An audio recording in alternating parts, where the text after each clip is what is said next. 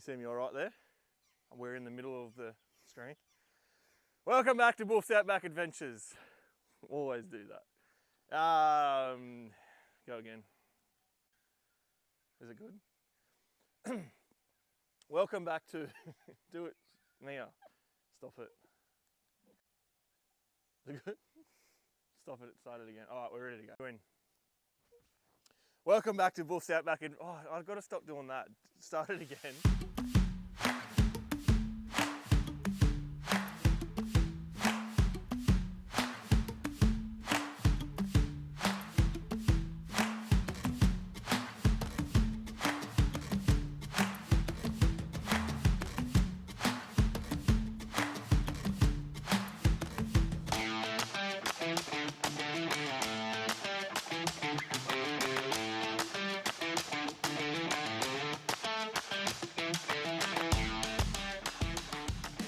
Welcome back to Bull's Outback Adventures 4x4. Hope you are all having a great and cracker weekend. What are you doing? What are you pressing? Oh, it's a low battery mode. I don't worry about that. Today we're doing a rig rundown on the new Patrol on the GU. Maybe you're new to the channel, I don't know, but if you aren't and you haven't seen a few videos since I used to have the dual cab GQ, we got rid of that and we now have a GU. Haven't had a GU. Actually, I have had a GU before, but never to the severity of this thing. The GQ was good, but it was just to the point where it was no return, and I wanted to have more of a road registerable car to be able to drive to the tracks, do the right thing in the bush, take the family out still, be safe with seat belts and all that sort of stuff. So. Hence the reason why we went to the GU. Been lots of interest, lots of messages coming through on my socials, on Instagram and on YouTube, asking about the suspension on this thing, tyres, all that sort of stuff, what parts I'm using, who I got them through, and I just thought this was probably the easiest way of doing it instead of writing back to every person individually. I thought I'll just do a rig rundown today. You guys can sit down, you can write it down, whatever, and we can, I guess you can see from there what I've done to it, and I'll probably mention what I'm gonna, or not what I'm going to, what I'm thinking about doing, but I've got a few future mods that are in the play right now. That's also going to be happening soon, so I'll mention that towards the end of the video. But let's get into it. We'll start from the ground up. We'll start at the tyres. If I'm yelling, it's because a lot of you complained about my audio being quiet the other day, and that's fair enough because the microphones were playing up, but I'm pretty sure they're good now. So hopefully the audio is good. There's no wind. We've still got the little fluffy things on. So hopefully you can hear me fine. And we haven't got a dirty big old tractor TD42 making heaps of noise in the background so you can't hear me. So let's go. TD42, that's what it is. But the tyres, I'm running 40-inch Maxxis trepador. They are an off-road competition sticky tyre for off-road use only. Obviously we're off-road. I'm running 17-inch beadlock rims. They're just steelies. I've painted the outside ring purple. For everyone asking me, where'd you get them custom rims from, bruh? Well, they're not custom. Well, they're custom by me. I just painted them. They're purple. They're literally just a steel beadlock rim. And I've painted the ring purple. If you didn't get that, I painted the ring purple for the 17th time. So yeah, they're a Maxxis sticky trepador. I've got them on the right way today. Thanks to everyone that said I didn't have them on the right way. That's because I was just putting them on in a rush the other day to get them out of my get the GU out of my driveway.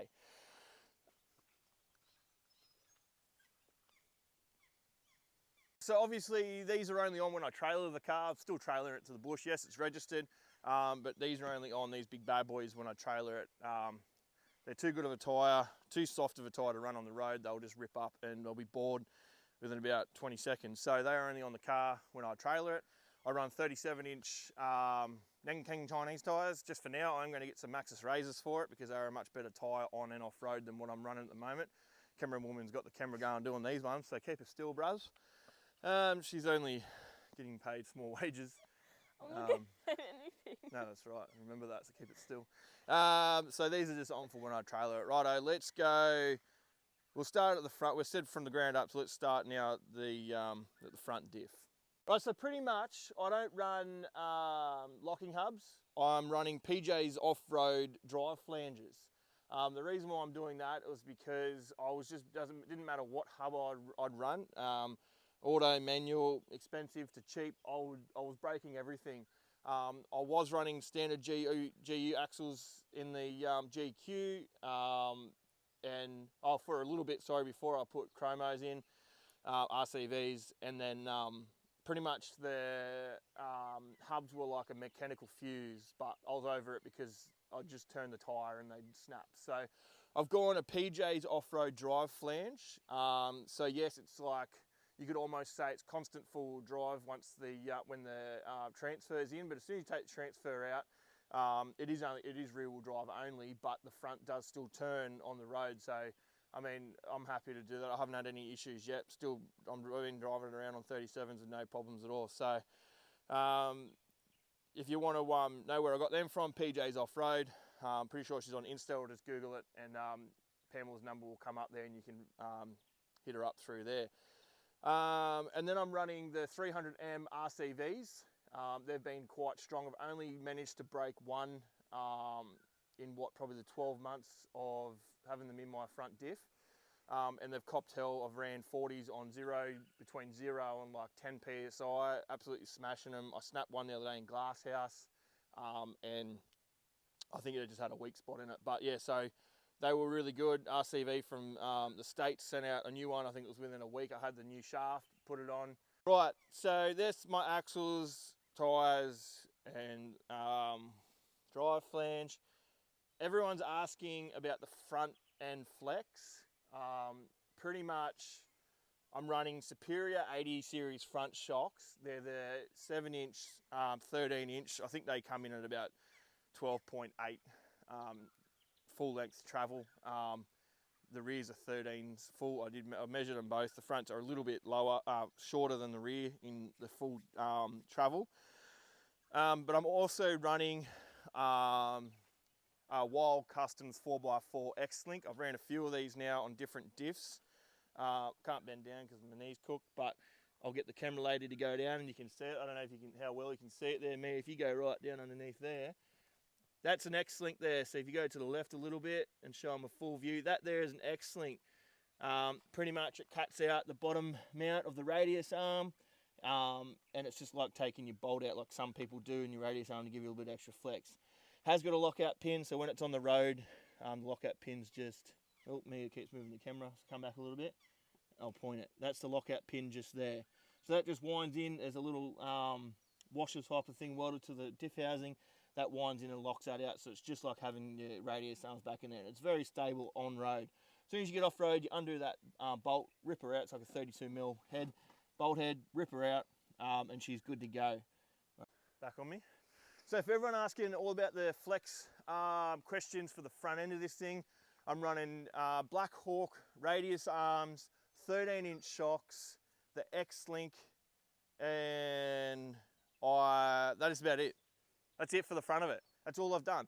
13-inch shocks, Xlink, and Black Hawk radius arms. The radius arms are sweet. They're a hybrid arm. They heaps more clearance. It's good for off-road and stuff, but for the flex, I always used to run standard arms, and they worked really good.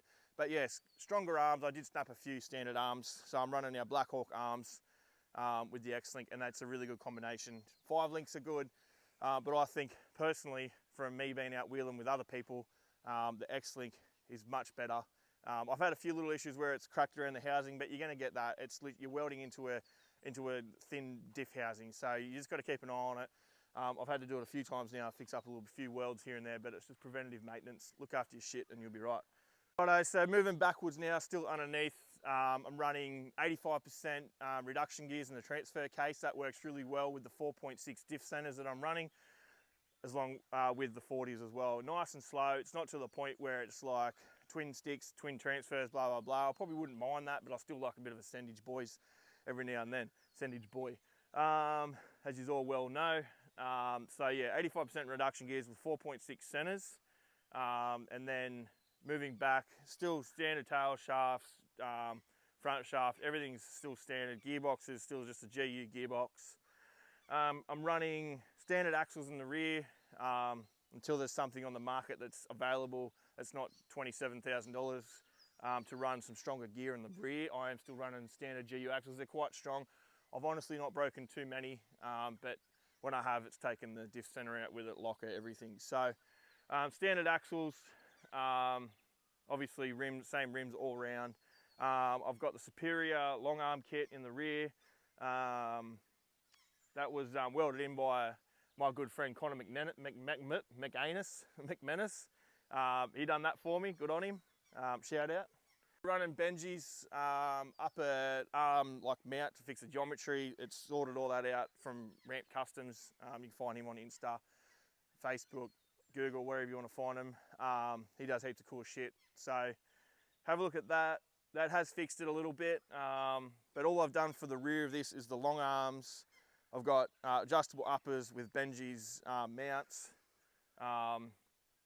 and actually with the rear I have, so I'm running as I said, I'm running the 13-inch Superior patrol shocks in the rear, but I've actually raised, I'll show you in a second, I'll swing you around and I'll show you, but I've actually raised the shock mounts just by myself. You can buy online kits, PSR, all them brands, you can buy mounts that do like raise it up to about like the middle of the diff. I've done it myself. I just cut old mounts up, made my own mounts.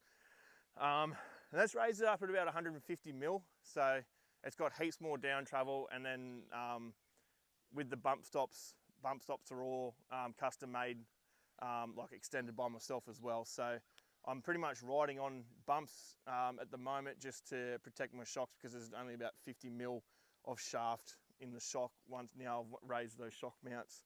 I'm only running, they're a Petters 2.5, 3-inch coil. I was running spacers, but they were causing too much drama. So I pulled the spacers out. It's sitting nice and low. It's quite nice. I like it low, wide, twin lock. She's awesome. I haven't even got to that yet. So yeah, like 2.5, 3-inch Petters coils with Superior 7-inch shocks, 13-inch travel.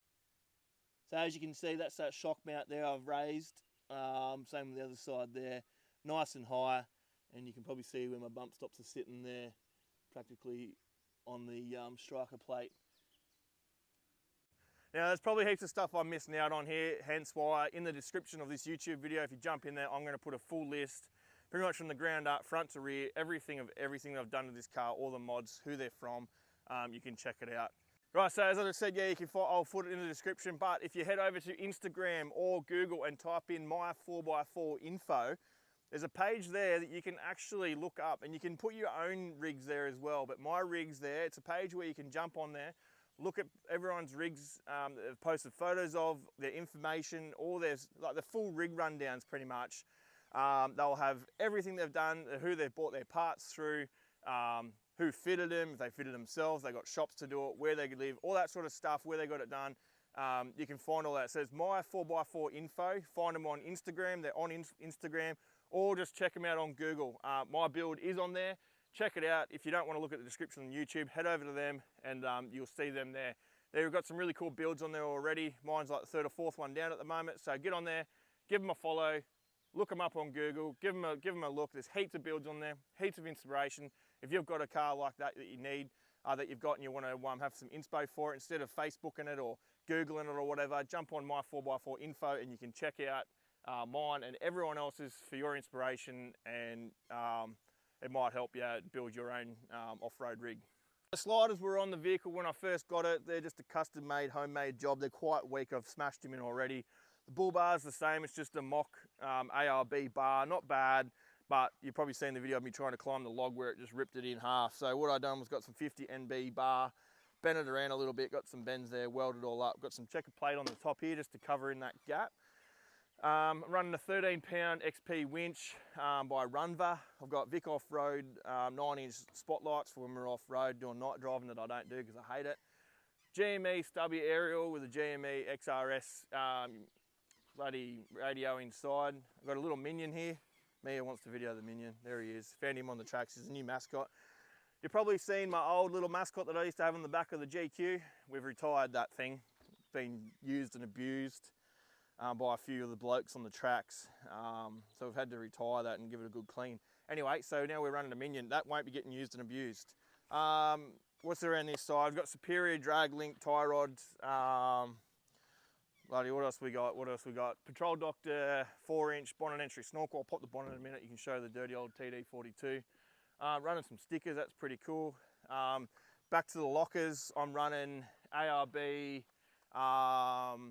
the new style lockers. Well, I'm pretty sure it's a new style in the rear. I own the front, running the old style in the rear, so it's got the new seals, blah, blah, blah. They've been going all right. I'm running the switch panel up the front on the dash, and that the little dash switch panel I'm running runs my lockers, compressor, lights when I eventually put them up underneath, again for the night driving that I don't do. Just standard headlights. I've currently got to fix the rear tail light because I fell off my ramp the other day and smashed that. This didn't have a quarter chop with the old bar. I've now done a quarter chop. Rag Customs, they're on Insta as well. Check him out. He's doing a cracking job on heaps of bar work, fabrication, that sort of stuff. Hit him up. He's on Instagram at I think it's _Rag Customs. He's actually currently building me a rear bar for this, so it's going to be a tube style rear bar with a swing away. Got some kickers coming up here. It'll be sick. It'll have his Insta and his logo in it. It'll probably have mine as well, I'm hoping. He's pretty cool. He's got everything. He's got a really good setup. Hit him up, _Rag Customs on Instagram. So this is my quarter chop I've done. Obviously you can see I've put a fair bit of sealant on here for the welds and stuff.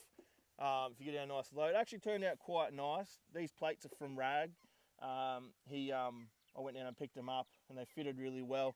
I've done the quarter chop to his directions, and it all welded on there really nice. So put a bit of expander foam in there, a bit of sealant on the outside of the welds, painted it, and it's come up quite the treat. So yeah, dropping that off to Rag Customs, and he's going to fit up a rear bar. So that'll be cool for the well, for protection, I guess. Look, I'll show you in the back real quick for my Tourer setup. So if you have a look in here, I'm running the Vicoffroad ATM 12 volt battery box with a 150 amp hour lithium battery. You can currently see it's running 13.3 and 2, one of the biffiters, volts at the moment. ARB dual compressor, ATM Vicoffroad 3000 watt inverter. That's good for the coffee machine. Solenoids, all that sort of, all the Gucci stuff. Also the chargers and battery monitor for the 150 amp. Running these little lights up here. Look at that, that is Tourer. Can you see them lights? Look at that. Anyway, they're just good for when we're off-road at night time and camping or whatever. Custom drawers were already in it. I don't know if they're going to stay because they are bloody heavy and you can see this thing bounces around. Righto, so I'm running the TD42. It's got a front mount intercooler on it. Most of the stuff was already on it, so I'll name what I've put on it. So the TD42 was already in this. It's a black top. I don't think it was factory. It's got a front mount with all your piping and all that sort of stuff. I'm running a 20G King Ugawa turbo. It's got a 7cm rear housing on it, so I'm not snapping cranks like all you young fellas do. I've got the Patrol Doctor airbox there, silicone hose with a little joiner there. I'm not running like external wastegate or anything like that. It's just all, you know, normal. Got 2 fuel filters. I've got a custom washer bottle here that I've done myself. Weapon. Massive radiator.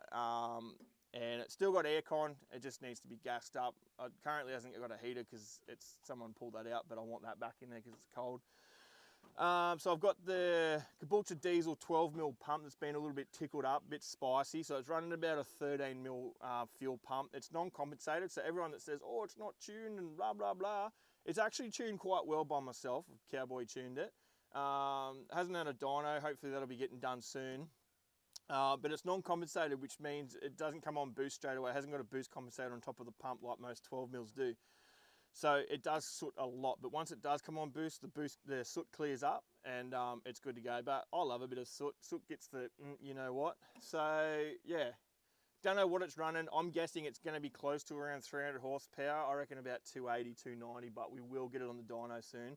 And if it's nowhere near that, I just won't put it on YouTube and I'll keep telling you it's like 300 horsepower. This thing does get a little bit warm when I'm towing a caravan, which you don't normally do with TDs, but future mods for this, I've done the water pump, I've done the thermostat, the fan.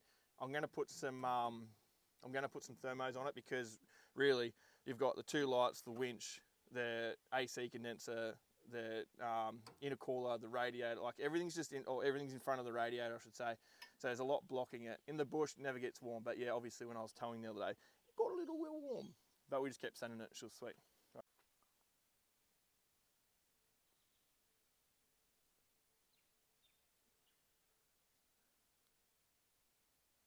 Righto, that'll do.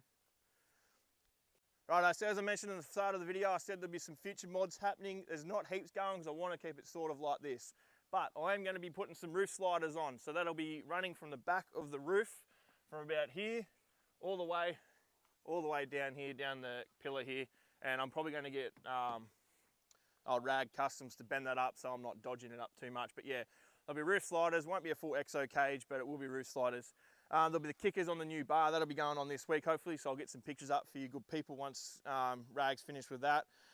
I've got to clean up the front here because the 40s now, without those spaces in it, is just touched on the radiator support. So I've got to clean that up a little bit. So yeah, roof sliders and just a few other little things. But I've also got to work out if I'm going to put a 4-link in the rear of this, because the rear panhard is binding up hard when I am like full flex at the rear. It's the only thing really letting the rear down at the moment with the travel is the panhard. So if anyone knows anything about panhards out there, if there is a modification, if there's a kit that I can buy to keep the panhard, because ideally I don't want to put a 4-link in the wagon until I dual cab chop it, which could be like next week, who knows with me. But if there's something out there that I can play with the panhard and get it to stop binding up, I'm all for it. I'll probably do that before throwing a 4-link in it. But if I 4-link it, I'm going to chop it. And ideally, I want to keep this thing a wagon for as long as I can. I'm going to try and do some custom bar work on the rear there, because I don't like the rear scrubs on GU. So I'm going to try and come up with something. So keep watching for that. That might be pretty cool too. But other than that, I think I've done everything. I think I've mentioned everything.